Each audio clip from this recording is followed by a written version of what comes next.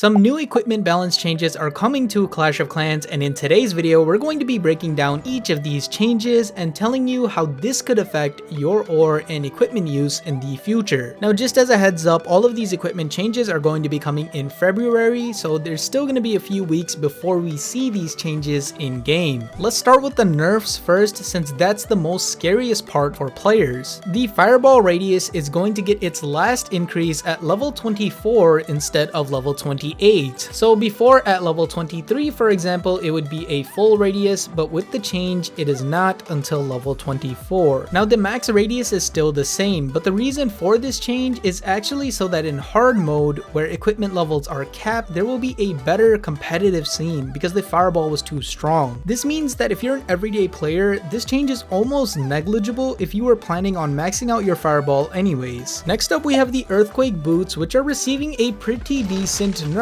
Instead of the max damage being at 60%, the max damage is now going to be changed to 40%, and you can see the change across several levels in this chart right here. The reasoning for this change that Supercell gave us is that they don't want the spiky ball earthquake boots combination to completely destroy everything, but they still wanted to have its purpose of damage and opening up the base. The boots will also no longer damage skeletons from skeleton traps anymore, because before they would just wreck the skeletons and render that trap completely useless. Now, are the earthquake boots going to suck again? Well, no, they're not. Remember that the last time we got a buff to the radius as well, and that buff is still going to be there. We're just going to have less damage for specifically the spiky ball combination. So the question becomes, how many buildings can now get one shot with the earthquake boots spiky ball combination? Because of the nerf to 40%, the spiky ball has to do 60% of the damage, and with the max spiky ball damage at 3250, this means that any building under 5416 health will still get one shot by this equipment combination at max level. So the buildings that are not going to get one shot are the town hall, the clan castle, the multi-archer tower and ricochet cannon level 2 and up, the eagle artillery for my non-town hall 17s, and the scattershot level 5 supercharged level 2. Everything else is still going to get one shot. And here's my opinion about this change.